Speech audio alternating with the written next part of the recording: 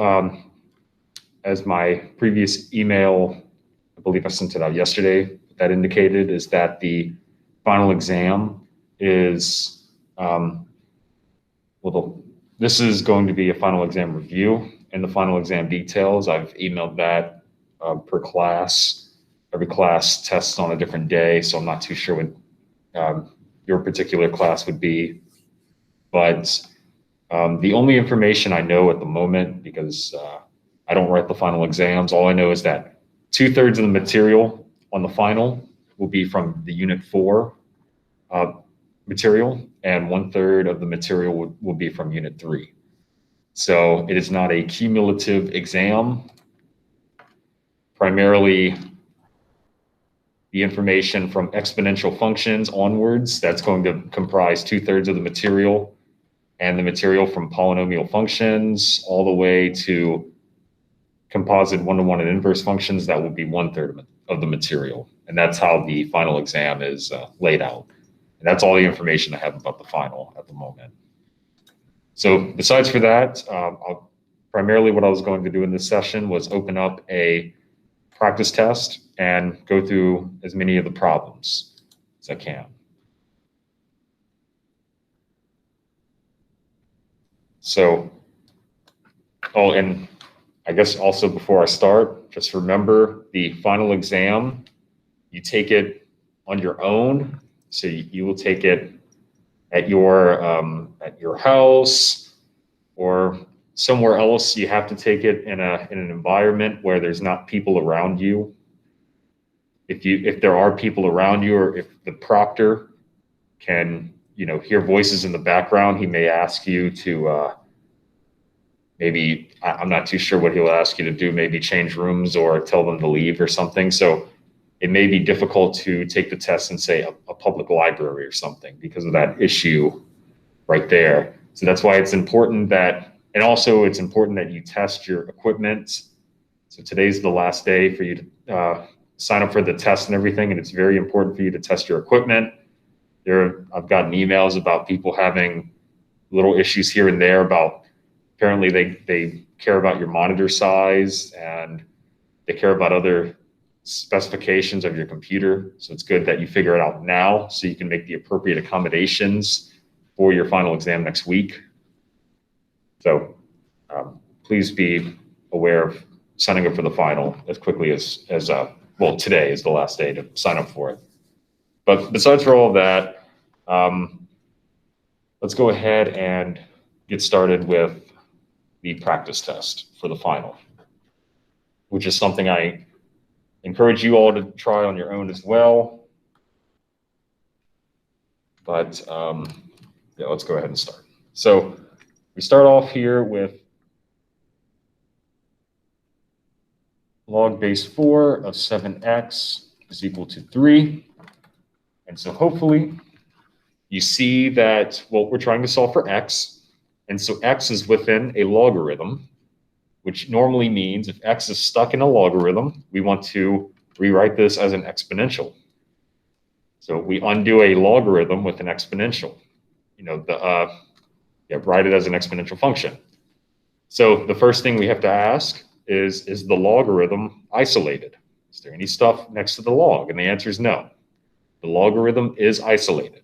There's no other numbers or anything multiplying or added to the logarithm. So that means we can rewrite it using the very simple method that I talked about in class. We start off where the base of the log will be the base of your exponent, and what the logarithm is equal to will now be the exponent. That's equal to 7x.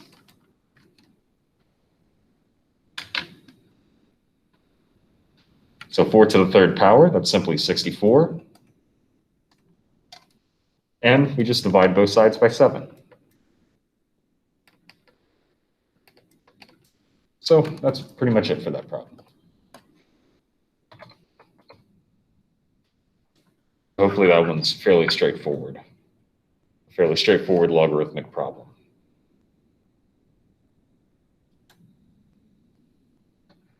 And for the first part, I'm just now noticing the first part, they want you to rewrite this without logarithms. This is where you would write 4 raised to the third power is equal to 7x.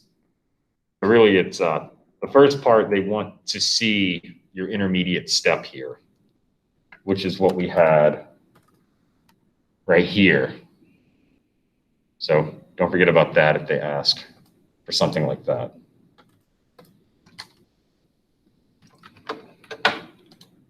So does anyone have any questions before I move on?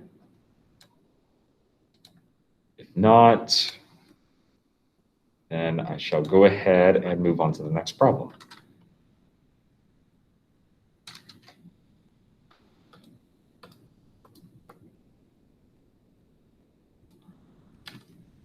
Okay, so now we have 2 log base 5 x minus 3 plus log base 5 of 5 is equal to 3. And it's the same idea. We want to solve for x.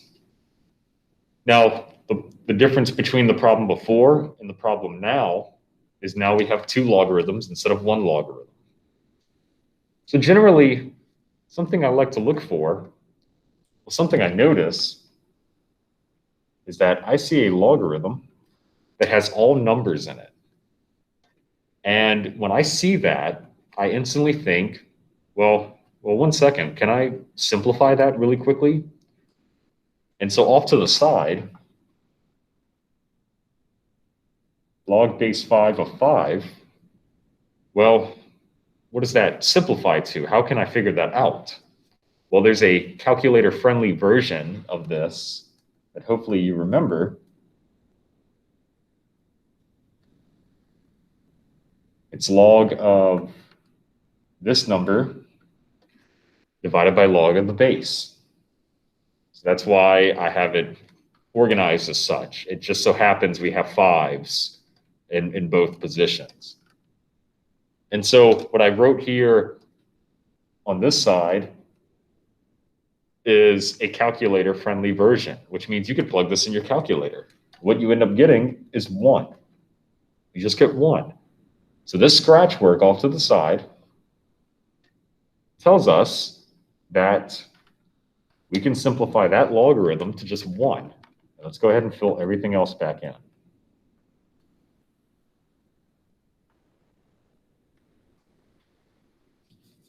And now we just went from 2 logarithms to 1 logarithm.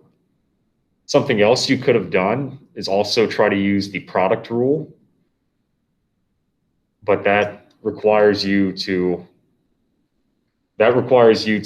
bring any powers or any factors as powers and then apply the product rule to your logarithms. We'll probably see a problem or two like that later on in this review session.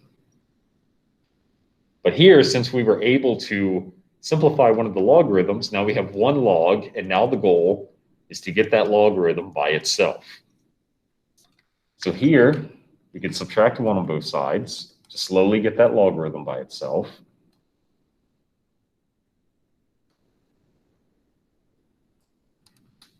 And then next, what we can do is divide both sides by 2. Because the logarithm's still not by itself, we have to divide 2. And from here, now the logarithm is by itself. Log base 5, x minus 3 is equal to, well, now 1, just 2 divided by 2. And from here, now the logarithm's by itself, just like in the previous problem, which means we can apply the same revision technique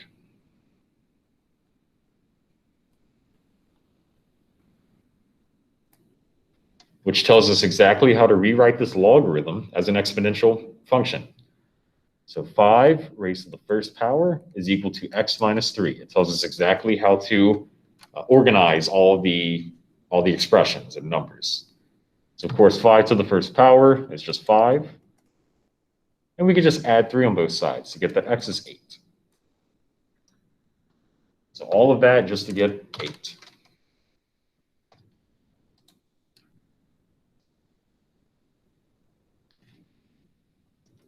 So does anyone have any questions about that?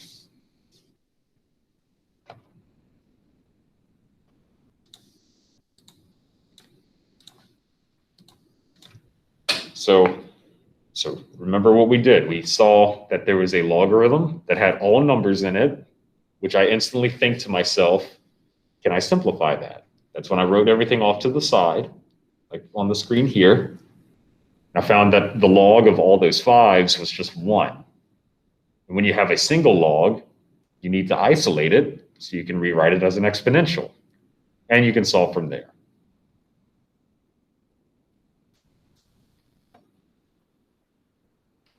So let's go ahead. There's no one that has any questions. Let's go ahead and move on to the next question.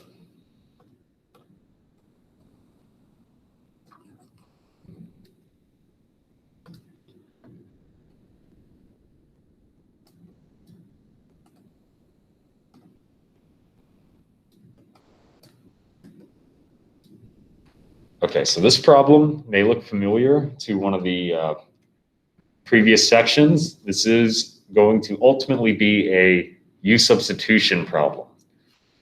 Because there is a sort of quadratic form to this, it is not a quadratic, but it's fairly close. The 6 to the 2x sort of acts like an x squared, and the 6 raised to the x plus 1 almost acts like an x.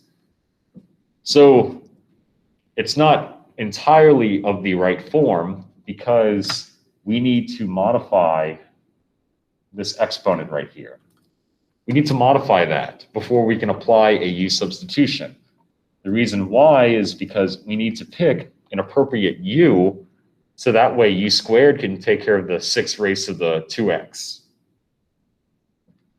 And the way we could split up that exponent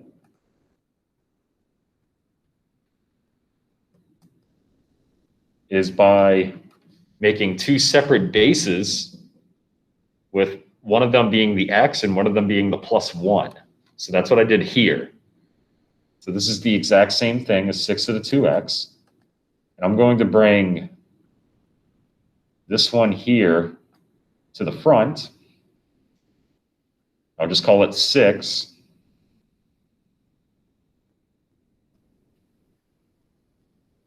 So that's just us rewriting it so we can put it in the correct form to apply the U substitution. Because now we have just 6 to the x, which is precisely our U.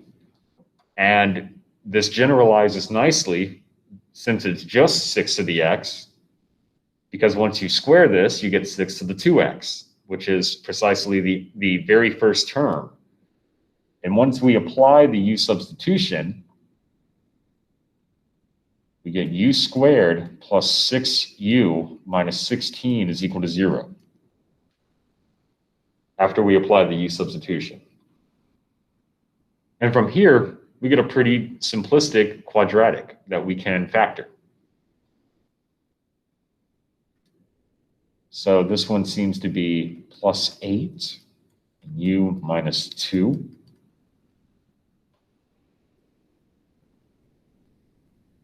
And so we get that U is equal to negative 8 and positive 2. However, we're not done yet because these are U values. We want to conclude with X values. So these values are not good enough. We need to rewrite it one more time using the fact that U is equal to 6 to the X, the rule that we stated when we converted to U substitution. And since we found 2 U's, so one of the U's is negative 8, and one of the U's we found was 2.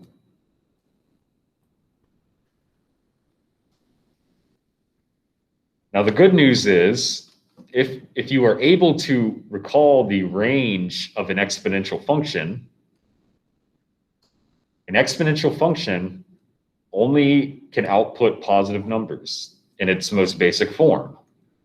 If you can notice this, that means you can cancel out one of these sides because 6 raised to the x can never be a negative number. It can only be positive numbers. So that means we just got rid of all the extra solutions that tend to be problematic in certain substitution methods. And now all we have to do is focus on the right-hand side.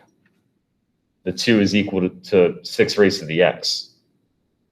And what we see from here is there's a variable stuck in the exponent.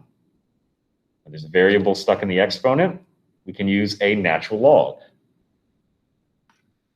So what I'll write is natural log of 2 is equal to natural log of 6 raised to the x.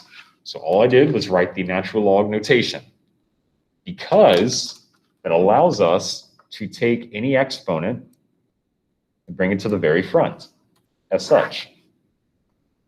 Natural log of 2 is equal to x natural log of 6.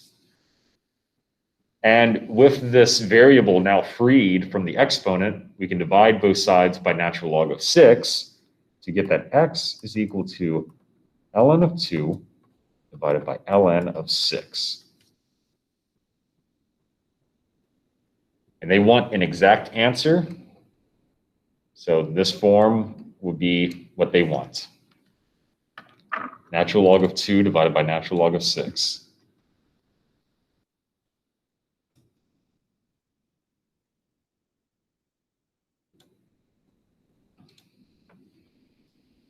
That would be the final answer here.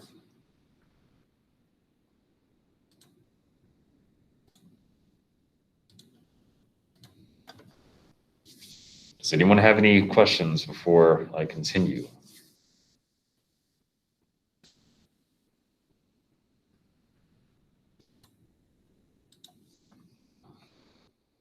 If not, let's go ahead and look at another one.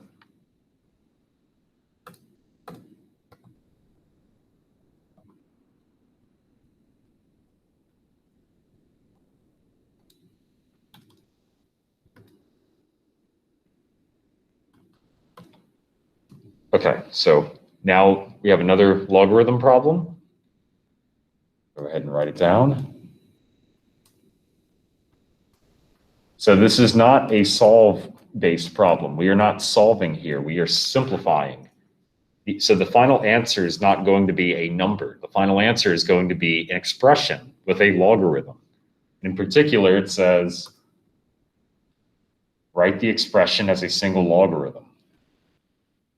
So we're not solving here, we're simplifying, which is different. And so what they want is, well, what they want us to do is combine these two logarithms together as a single one. And so when we had two logarithms earlier, I think it was the second problem, one of the logarithms had nothing but numbers in it, which meant we could simplify it. Here, we do not have that luxury. Both logarithms have an x, which means that we will have to view one of those formulas for combining logarithms: the product rule, the quotient rule, and the power rule. There's three of them. And so here, we will be utilizing the quotient rule.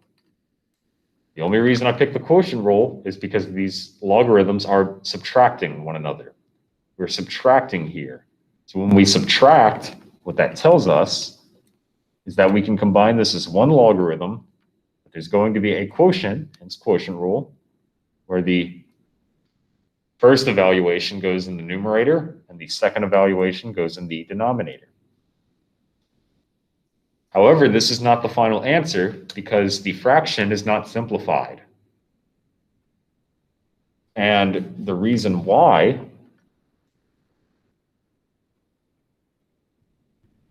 so the square root of x is the same thing as x to the 1/2.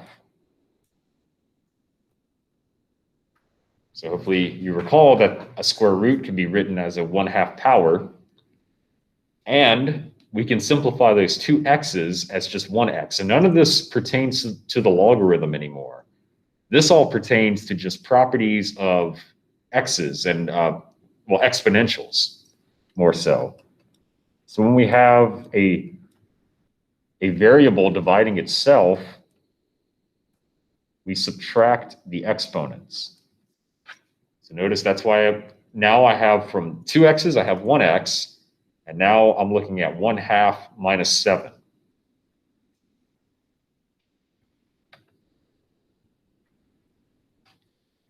And so what this is equal to, so if you were to look at 1/2 minus 7, it tells you it's negative 6.5, but you would need to convert that to a fraction.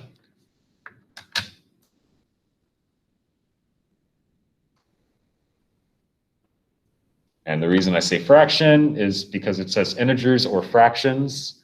It does not want any decimals. But there's one more condition here that you have to address. It does also go on to say express powers as factors, which means you have to take a power such as negative 13 over 2 and bring it to the front. So that's primarily what that means.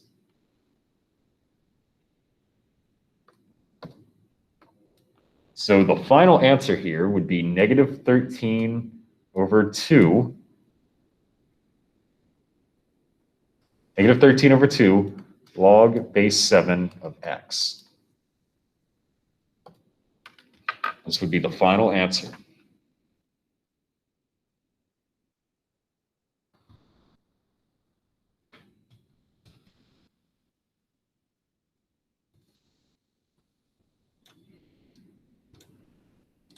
So what we did was we combined the two logarithms together using the quotient rule. And from there, we simplified using basic properties of exponentials.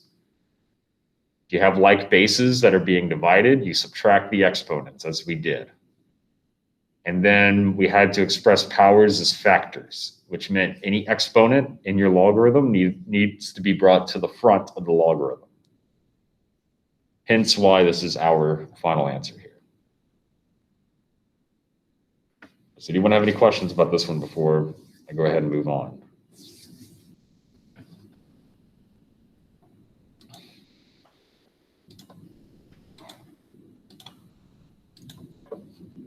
All right, I'll go ahead and move on then.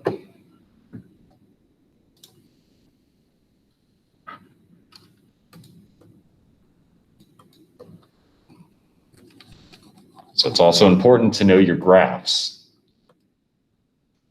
So here we have the negative natural log of x, and you need to identify what the how this modifies the parent function. So with the negative natural log of x,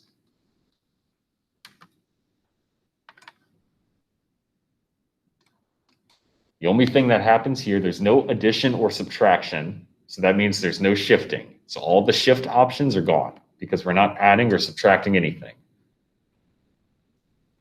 The only thing that's happening is that we're multiplying by a negative, which means there's a reflection somewhere. So you have to figure out which reflection does this refer to. And since we're multiplying the whole function by a negative, so the whole function has a negative, that means you will reflect about the x-axis. So answer choice H down here. So that's the only transformation that's being applied. We are reflecting about the x-axis when you make the whole function negative.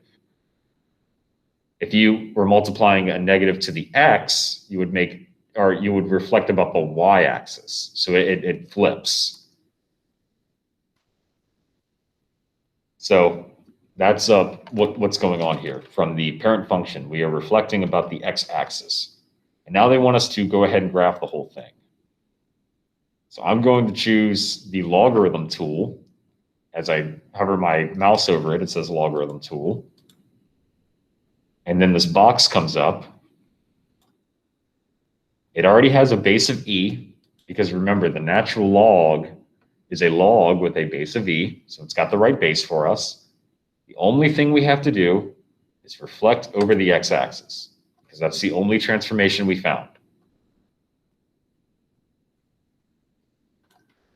And that's all we can really do. We picked the logarithmic graph, and all we did was reflect about the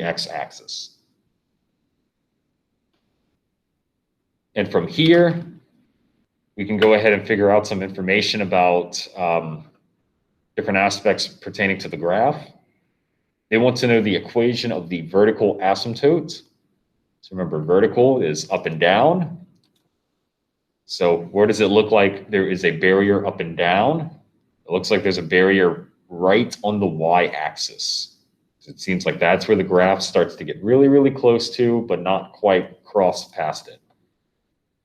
So what that refers to is x is equal to 0.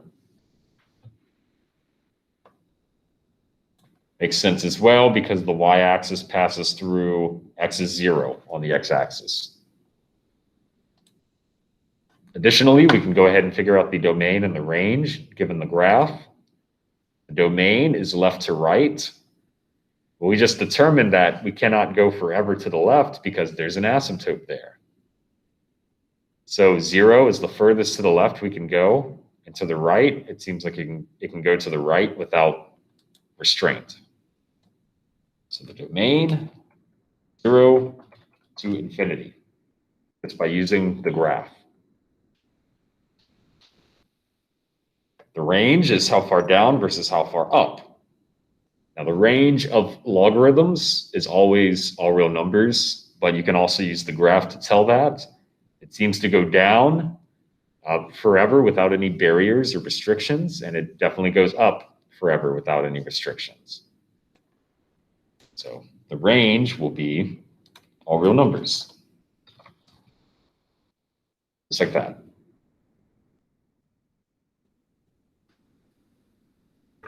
So does anyone have any questions about this one before I move on?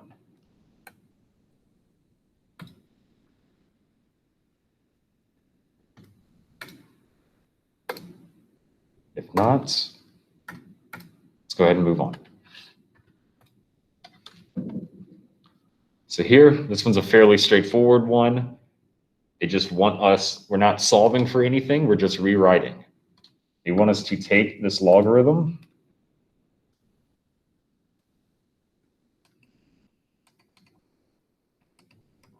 and rewrite it as an equivalent exponential statement. And so the logarithm's already isolated, which means we can go ahead and apply the process for rewriting a logarithm as an exponential. It tells us 7 raised to the 4th power is equal to 2,401. And this is all they want. They just want an equivalent exponential statement. They don't want you to simplify at all.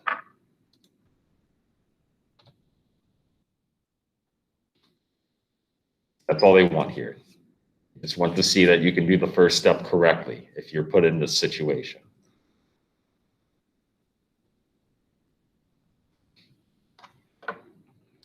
So hopefully that one's pretty straightforward. So I'll go ahead and proceed to another problem.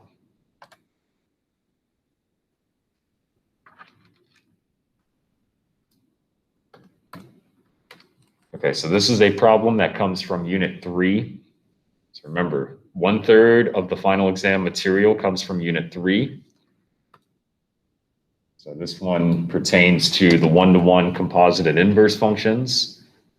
And I think the predominantly most intricate part of this is finding the inverse, because there's a decent amount of algebra to it.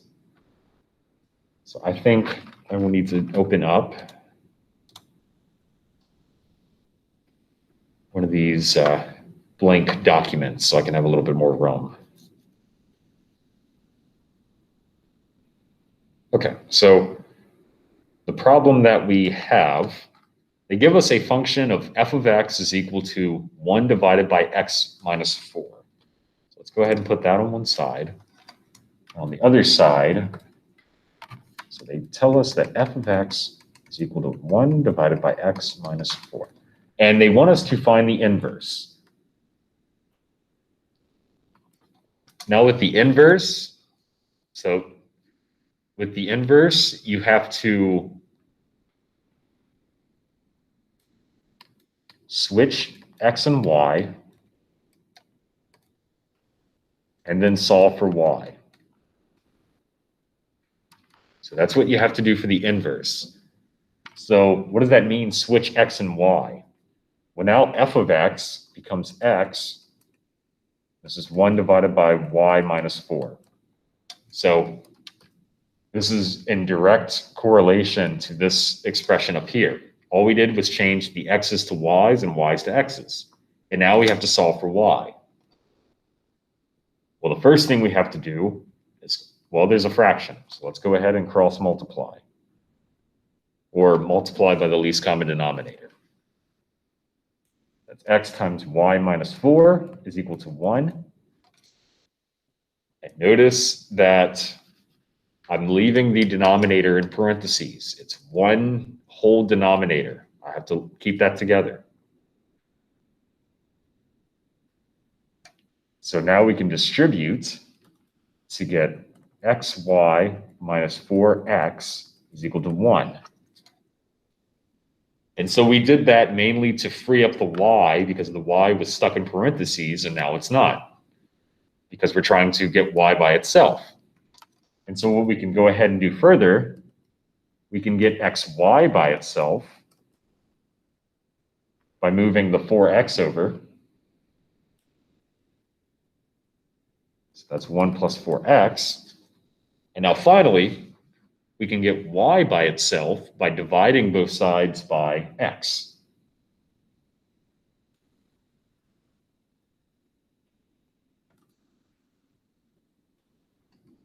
One plus 4x divided by x. And this actually provides us with the inverse.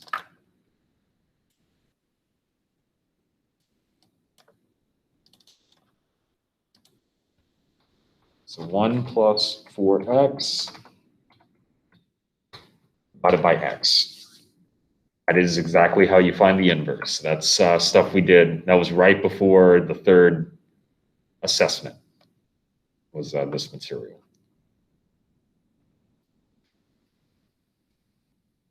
So that's the first part of this problem. And from here, we can go ahead and figure out the domain, the range, and the domain and range of the inverse function as well. So we can start off with finding the domain of the original function, not the inverse. So we're going to go back and look at the original function here. So they want the domain of the regular function, which is the 1 divided by x minus 4 function. And remember, the domain of a fraction, because that's ultimately what we're looking for, the domain of a fraction, we set the denominator not equal to 0 and solve for x. Well, that's very easy. So what that tells us, simply, x is not equal to 4. And notice I'm choosing the not equal option in my math lab. There are these inequality symbols. And I'm choosing the not equal option, part A, because that's what the fraction refers to, a not equal to inequality. Additionally, this actually tells us that the range, so this actually tells us the range of the inverse as well, which is something they will be asking us at the end. So the domain of the original is the range of the inverse. The very last one, they ask us to find the range of the inverse. And so we had not equal to 4. This one's going to be not equal to 4. It's the same exact thing. The only difference is technically it's y is not equal to 4 because range refers to y. That's it. So over here, I'm going to put not equal to 4. And again, I'm going to be careful with my inequality symbols to make sure I choose the not equal to value. So by finding the domain of the original, I have found the range of the inverse. It kind of flips in this interesting way. But that's one of the helpful, well, we can use that to our advantage, actually, because we can also find the domain of the inverse, which we just found to be 1 plus 4x divided by x. And this is, again, finding the domain of a fraction, which means we set the denominator not equal to 0. We set the denominator not equal to 0, and it's already solved for us. So now we have found the domain of the inverse. So now the domain of the inverse, I'm going to put x is not equal to 0. But what this tells us is precisely the range of the original function. This is why finding the inverse is nice, because the inverse, the domain of the inverse, is the range of the original function. And we don't really have any clear-cut ways to determine the range of a function unless we know its graph. So now, same idea, it tells us that we're also not equal to 0 because the number carries over. The only difference is technically its y is not equal to, because range refers to y, domain refers to x. So that's why for the range, the y is not equal to 0. So this is all material from Unit 3, so you need to be well acclimated with this stuff, because this could very possibly appear on your final exam. And so we have one more part. It's simply coming down to graphing the correct one. We're going to graph based off of some of the characteristics we determined. In particular, we can use some of these asymptotic values that we obtained. So, for example, I'll start with graph A.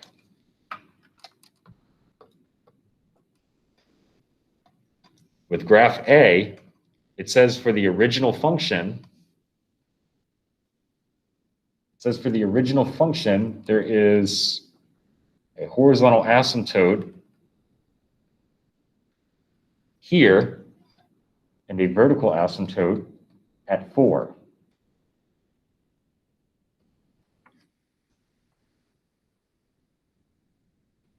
And that's for the original function. So far that seems to match up with what we have. In particular, I'm looking at just the domains for now. The domain contributes to the vertical asymptote. So it says your vertical asymptote should be at x is 4. So far we have that. And then for the inverse, which is the, it looks like it's purple or pink, something like that. It says that the vertical asymptote should lie at x is equal to 0 for the purple pink line, the inverse. But here, actually, never mind. This one also is consistent as well. It has the vertical asymptote at the right position. So A seems okay so far.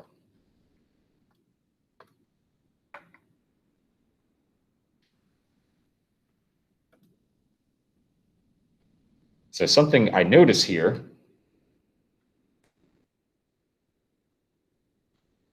so for this graph says that the vertical asymptote of the original function is at 0. But our observations earlier said that the vertical asymptote needs to be at x is equal to 4. So this graph is instantly out. So this was graph C. So graph C, we can get rid of that one. Same observation for graph D here. The vertical asymptote should be at x is equal to 4. But for this one, the vertical asymptote is at x is equal to 0. Because the vertical boundary needs to be shifted to the right 4, in other words, for the original function, which is the blue graph here. So C and D are both out. That leaves us with just A and B. And the only difference between these two that I notice, there's a few differences here. So maybe that might help look at both of them simultaneously. One of the most crucial aspects that I see is that the inverse function graph is determining whether the horizontal asymptote is happening below the x-axis or above the x-axis. And so this comes down to the range of this is the range of the inverse function. Where does it belong? So the range of the inverse function we found to be at y is 4. That's where the horizontal asymptote would be at. So for graph A here, this says that the horizontal asymptote is at -4. So A is the incorrect graph. It would have to be graph B by process of elimination.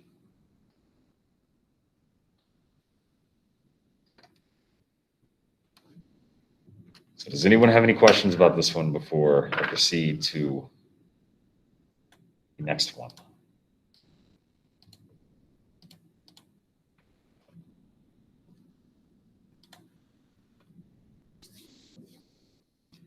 If not, I will go ahead and move on to the next problem.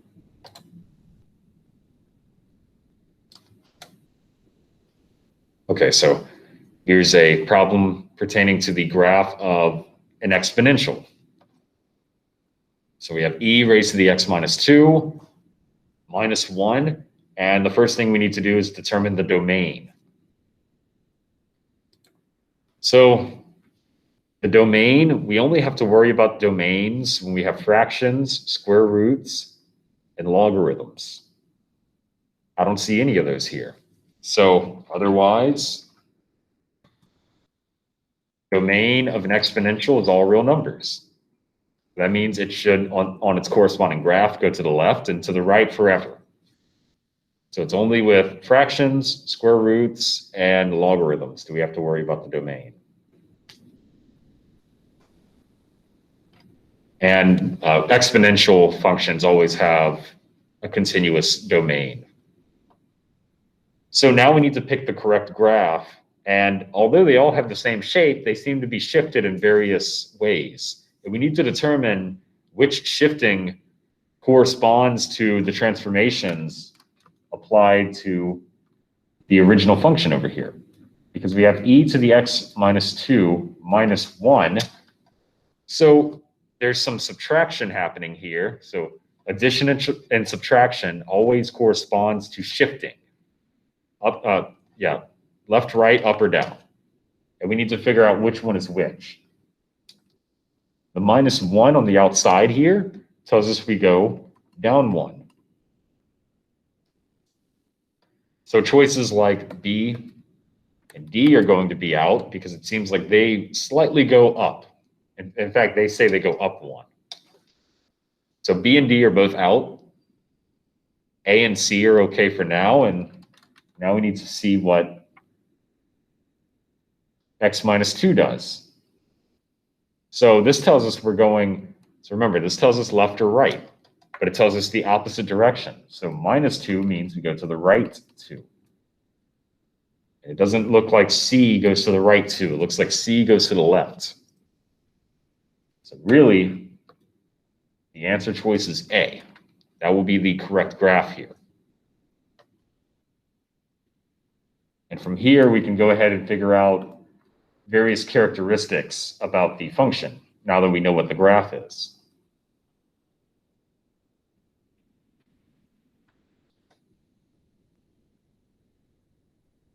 So they want us to determine the range and then eventually the horizontal asymptote. So the range is not all real numbers because for exponentials, there is a horizontal asymptote. So we need to determine where that barrier is. We can see that the graph sort of starts to level out about right here. And that's a little difficult to see off the graph because this may not be the best graph. However, it seems like we took whatever the horizontal asymptote was and we shifted it down a certain amount. But wait a minute, we just determined how much we shifted down. We said we went down 1. So guess where that ultimately ends up happening at? Is that x, or actually, sorry, this is y. This would be at y is equal to -1. So we shifted down 1, which means our horizontal asymptote shifts down 1. Hence why the horizontal asymptote is at -1. If anything, that goes ahead and answers the next part.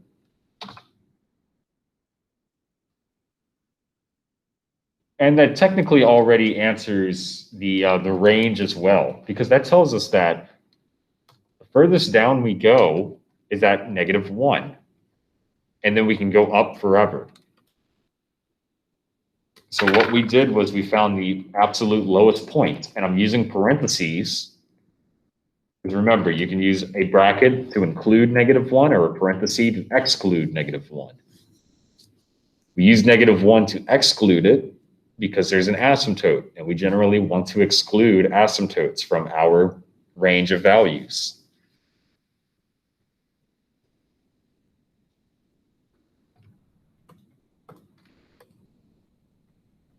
We can additionally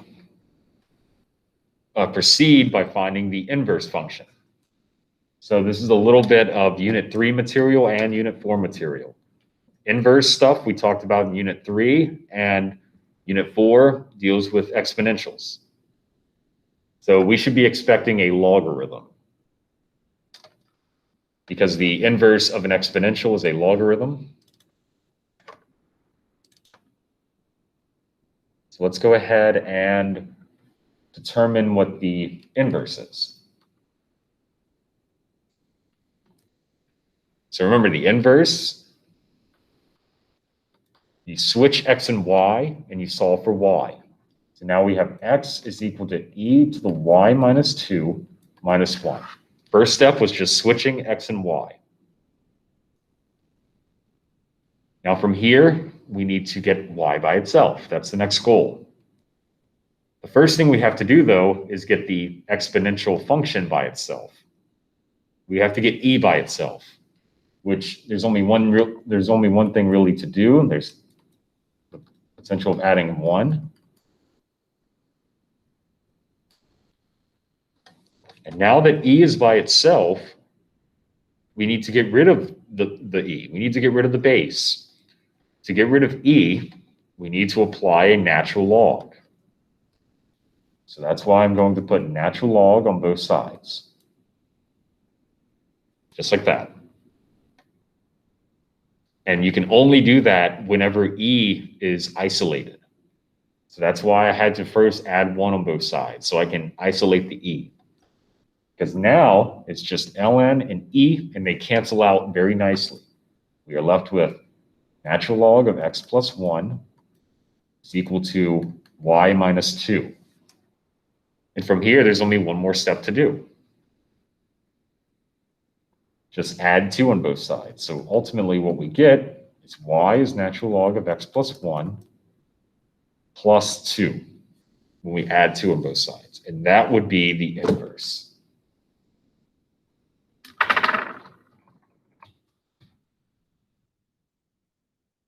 So that is the inverse.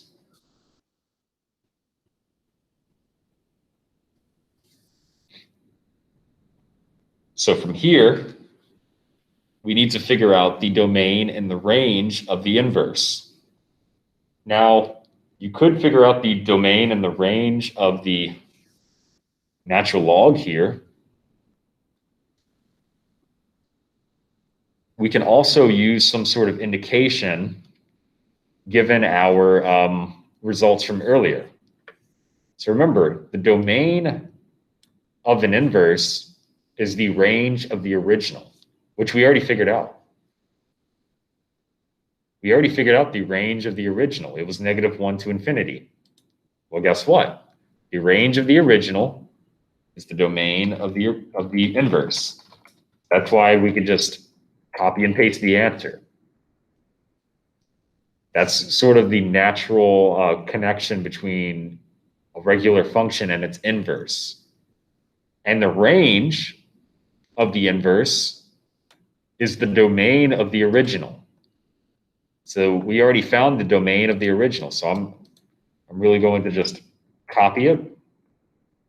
The domain of the function was all real numbers, and paste. The domain of the original function is the range of the inverse. The range of the original function is the domain of the inverse. One of these very convenient associations between a function and its inverse.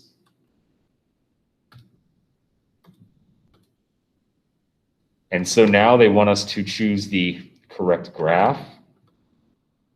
So I'll go ahead and erase everything up to the inverse.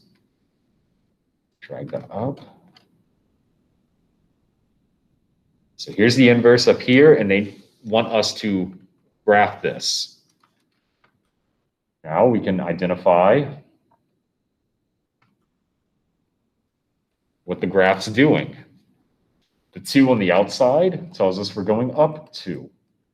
So that means choices like A and B are both eliminated. We're left with C and D.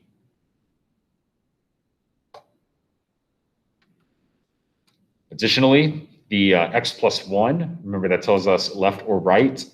In particular, +1 means we go to the left one. It looks like C slightly goes to the left as opposed to D, which slightly goes to the right. So the answer choice would be C. So does anyone have any questions about this one before I move on?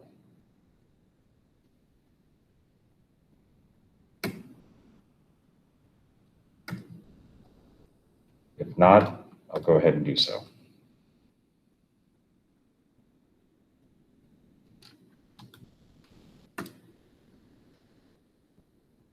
Okay, so this is a problem from Unit 3.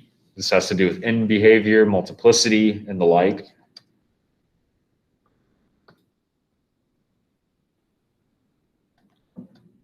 So I'll go ahead and open a new blank document up. Okay, so we have this function. It's a polynomial function in particular. X plus 3, x minus 5, x plus 6. Let's start off with part A. Wants us to first determine the end behavior. Now, hopefully you remember the end behavior. There's a few associations that we made. The end behavior, the power function, the leading term, these are all the same idea. So what did we do in all of these? We used term domination. So really, the term domination tells us for each factor, we get rid of the insignificant term. So here, 3, -5, and +6 for each factor are the insignificant terms. So we talked about this in the last unit, which leaves us with x times x once we get rid of all of those insignificant numbers. And really all this is x to the third.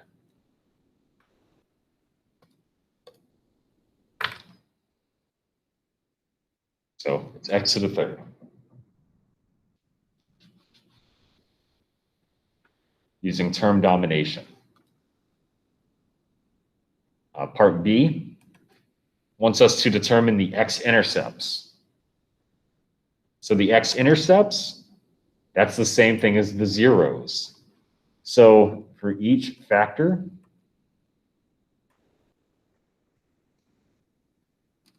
we get a 0 from each one, -3 for that one, +5 from this one, and -6 from that one. So that's the good thing about having a factorization. X-intercepts are very easy to find if you have some factorization. So I can go ahead and list all of these values down. -3, +5, -6. Y-intercept requires a little bit more work because the y-intercept requires us to plug in 0 for all the x's and solve for y. So for the y-intercept, we need to set x equal to 0. So now 0 plus 3, 0 minus 5, and 0 plus 6. So that's 3 times -5 times +6. So what is that, -90, I think. That's 3 times -5 times 6, and so it's -90.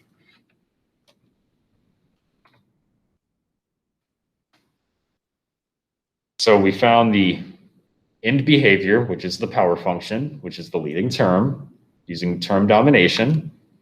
We found the x-intercepts by finding the x in each factor that gave us 0, because x-intercepts are zeros. In fact, that already answers our next question. Notice the zeros are exactly the x-intercepts. They're just different names, but that's always true. The x-intercepts are always just the zeros and vice versa.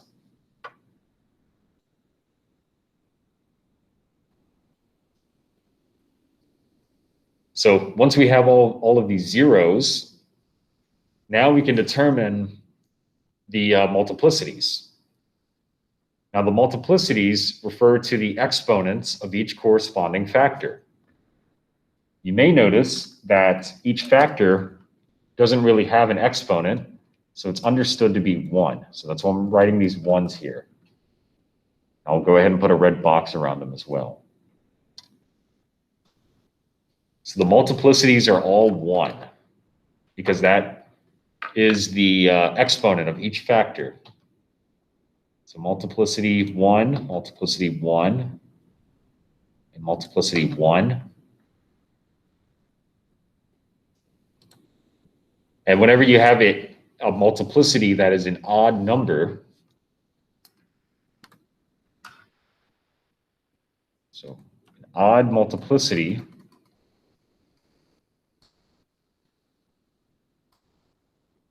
means the graph crosses. Means crosses. Even multiplicity means touches.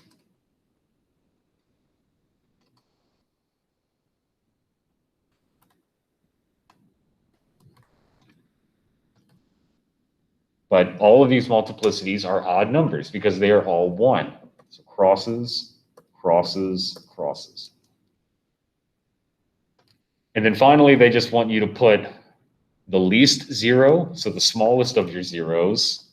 So we found -3, 5, and -6 to be our 3 zeros. The smallest one of those is -6. And then -3 is the next one, and then 5 is the final one as the greatest 0.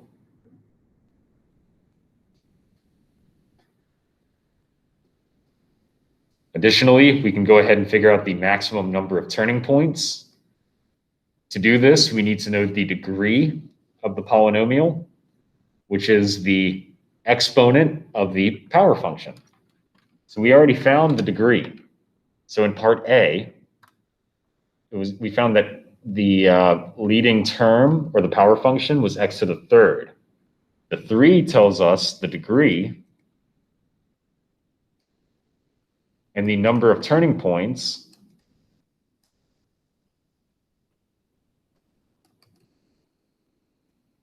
is always the degree minus 1.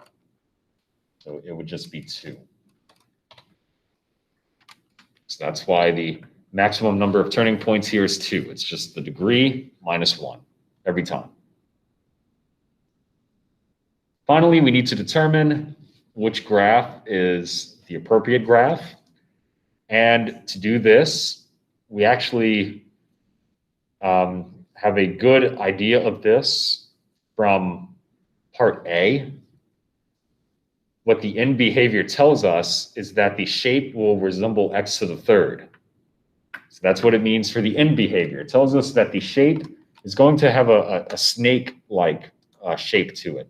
So x to the third is this snake-like expression here.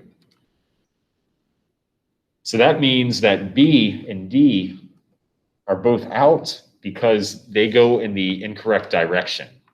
They go up to down like that, or whichever direction you all see it from your perspective. But they both start at the top and go downwards as opposed to starting at the bottom and going upwards.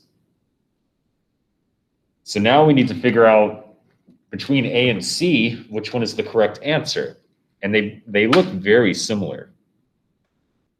Both of these look very similar. It might just be a difference of which one has the correct intercepts. So this one has intercepts at -6, -3, and 5, which all of those seem familiar. Now let's look at answer choice C here. -6, -3, and 5.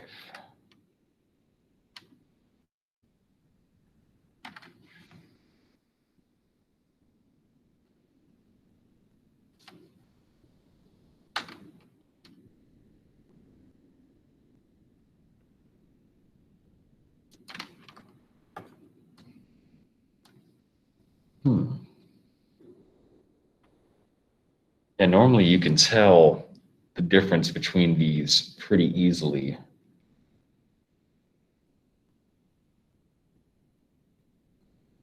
A little bit below 70.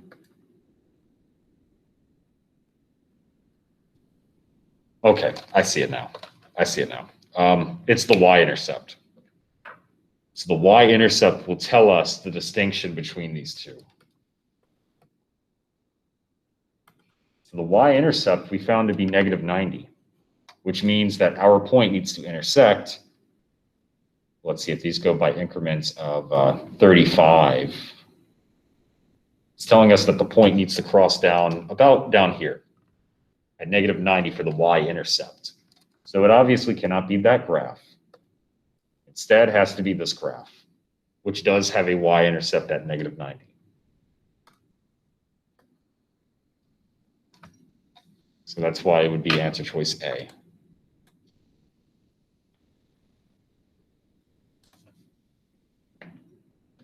Does anyone have any questions about this one before I do another problem?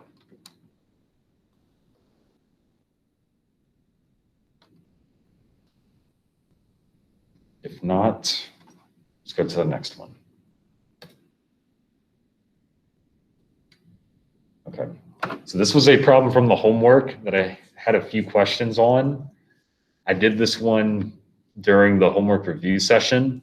I'll do it here as well because it's actually a very quick problem, even though it looks a little bit horrendous in notation.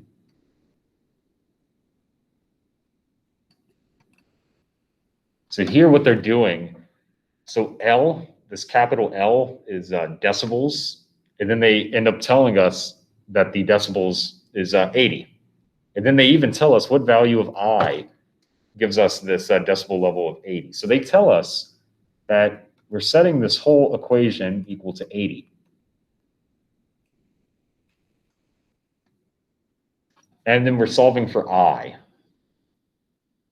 So regardless of the notation, we still have to get the logarithm by itself before we can unravel the logarithm. So we do have to divide both sides by 10. So 80 divided by 10 is just 8.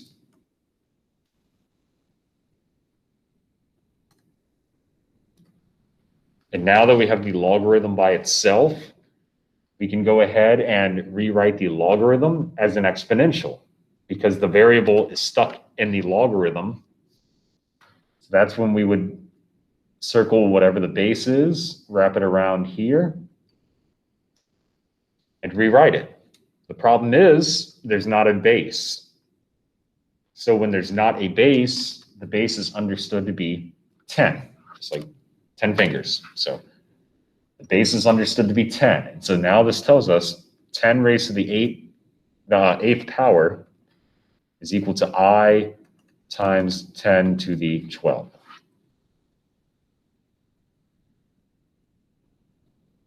And from here, so we're trying to get I by itself. The only thing getting in the way is that multiplication by 10 to the 12th. So now we can divide that.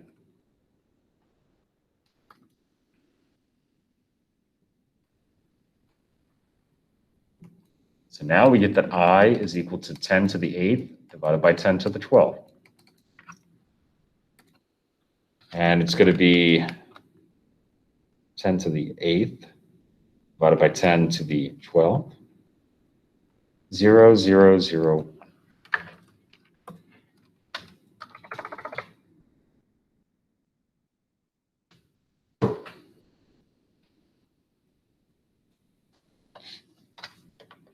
So that would be the answer for this one.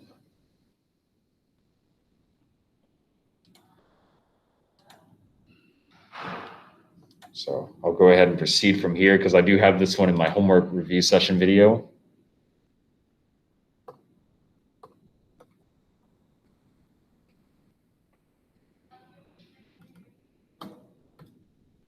So this one tells us that the half-life is 6 days, which is a very helpful quantity because this will help us to determine the rate. This is an exponential decay problem. So generally the formula we're dealing with here is the Peirce formula. And since they tell us that the half-life is, they tell us that the half-life, 6 days, implies that, actually it tells us two things. The obvious one is that t is equal to 6, but the less obvious one is that a divided by p is equal to 0.5. That may seem very peculiar, but there is a formula I gave in the notes. If you're trying to find the rate is natural log of a divided by p divided by t. I gave this formula in the notes, and so now it makes this quantity here make a little bit more sense. So now this tells us that we have natural log of 0.5 divided by 6.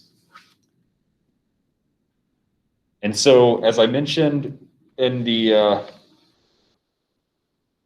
I can't recall if I did this one in my homework review session video or not, but regardless, you can either leave the form exact as this, or if you want to use a decimal, then make sure you use, I normally just recommend using all the digits that the calculator provides.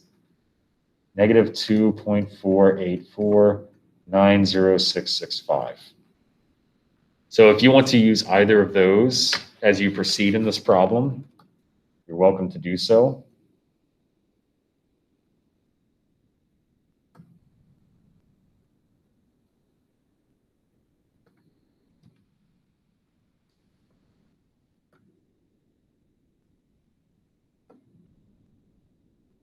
So from there, so this is a two-part problem actually.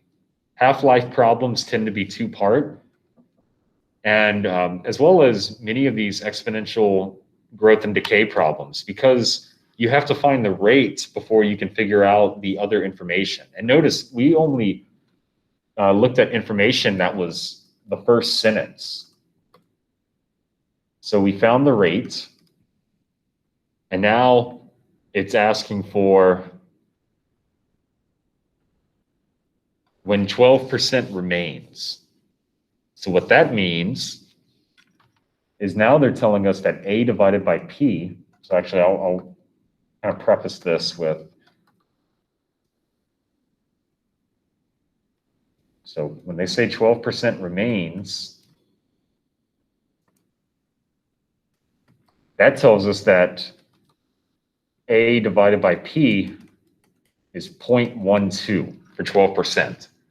So they're telling us that the ratio between the final amount and the original amount needs to be 12%. Or in other words, that's when 12% is left over from this concentration here. So if you look at A is equal to P e raised to the RT, that doesn't really seem helpful until you divide both sides by P. And then you see that there is this A over P here, which simplifies to 0.12, e raised to the RT.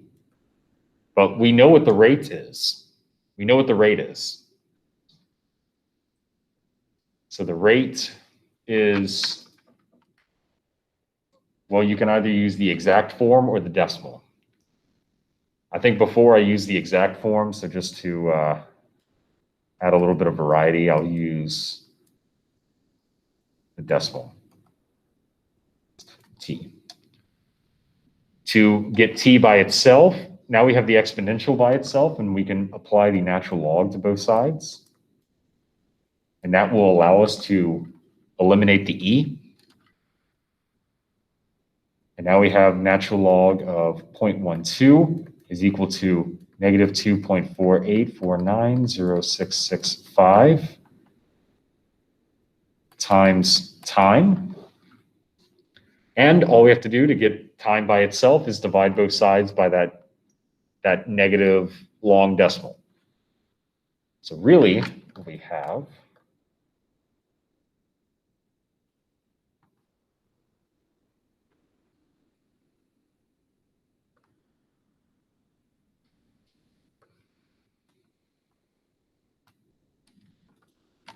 what we have now is that t is equal to natural log of 0.12 divided by negative 2.48490665. Natural log of 0.12 divided by negative 2.48490665. And what I get as a final answer, 0.85. Actually, they just want in one decimal place. So 0.9 days.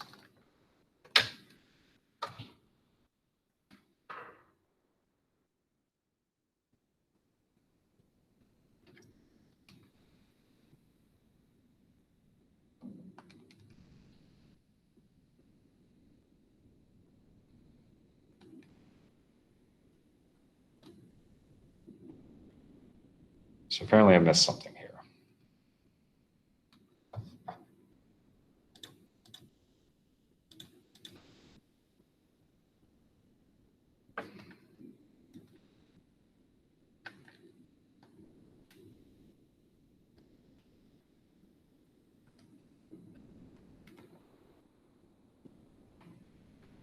I have no idea where I got this value from.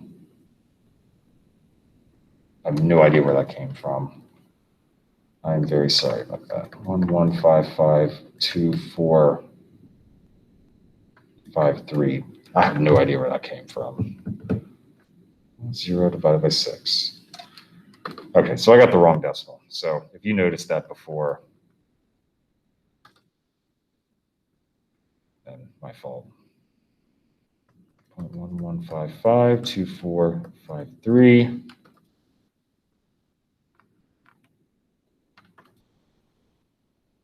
0.11552453.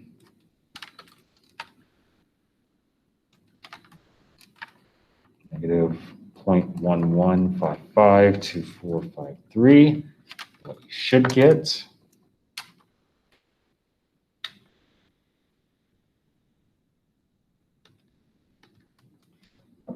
is 18.4. That's what you should get. And with that, I am out of time. So if you have any final questions about anything from here, you can go ahead and shoot me an email.